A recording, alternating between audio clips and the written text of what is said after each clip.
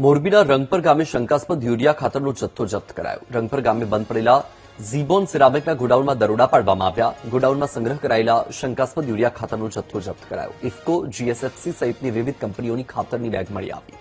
સંગ્રહ કરાયેલો ખાતરનો જથ્થો સબસીડીવાળો હોવાનું પ્રાથમિક તપાસમાં અનુમાન છે. કુલ 804 યુરિયા ખાતરની બેગ જપ્ત કરીને ગોડાઉન સીલ કરાયું. ખેતીવાડી વિભાગની ટીમે ખાતરના નમૂના લઈને તપાસ માટે લેબમાં મોકલ્યા.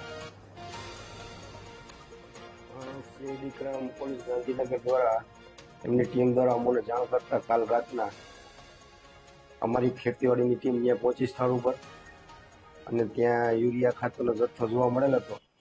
તો જેમાં અંદાજિત 804 બેગ હતી કુલ.